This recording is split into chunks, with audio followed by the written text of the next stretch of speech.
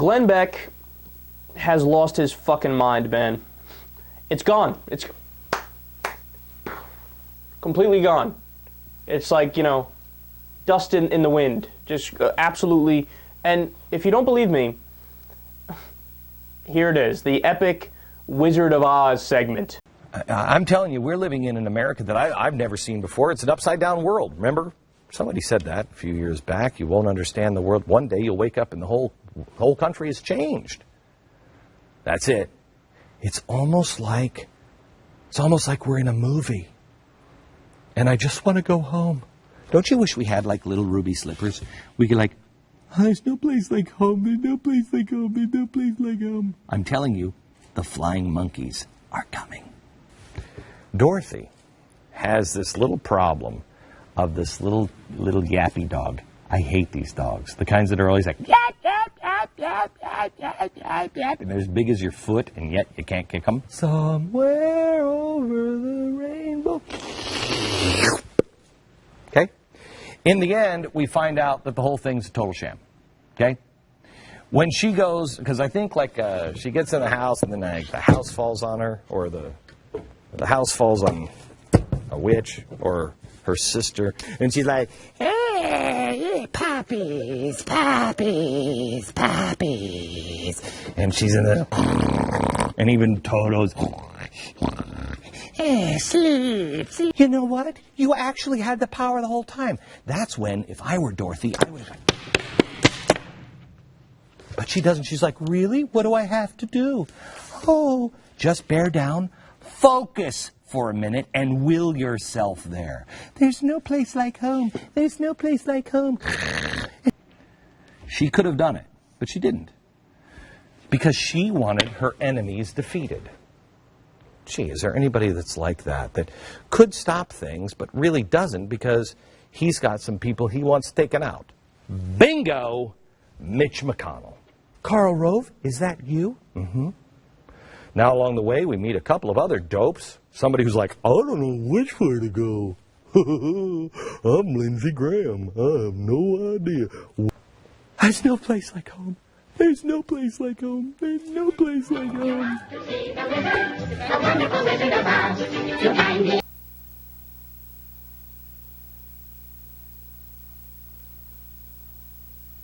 That dude's mental. That dude lost his marbles. Gone. Gone. Now, okay, if you bring this up to a conservative, right, and to be fair, I edited that big time for time reasons because it goes on forever, but what he's trying to do is tell a story of the way our government works is kind of like the Wizard of Oz, and Obama's this character and this person's that character, and then you see the way it works, and the witch and the evil people is like the NSA and this and that, and then boom, we got to wake up and go back to Kansas, or whatever his final conclusion is, right? But if you bring this up to a conservative, if you show this to a conservative, immediately they'll be like, oh, well, he's an entertainer too. Come on, that's what he does. He's an entertainer.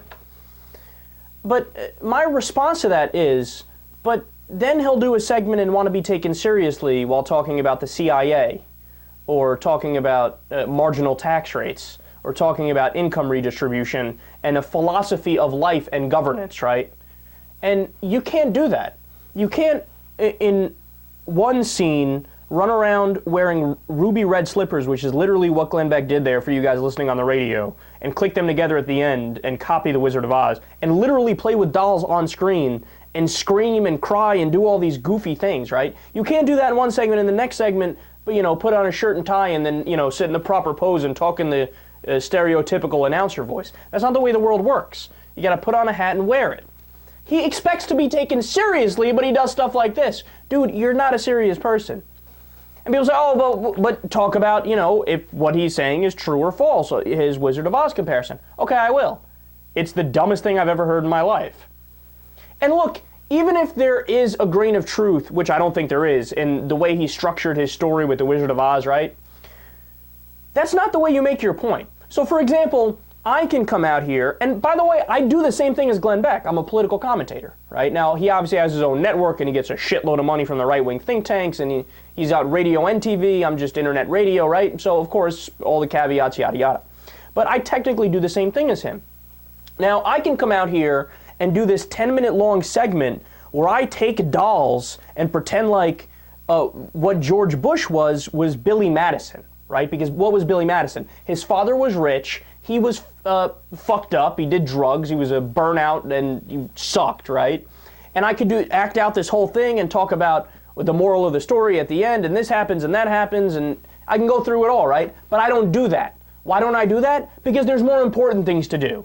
Because I would rather be out here reading you numbers from a new study, reading you economic data, explaining why my idea on single payer makes sense and what the evidence is for it. Because I'm an actual serious human being, and I joke around and I do all these things here and there, right?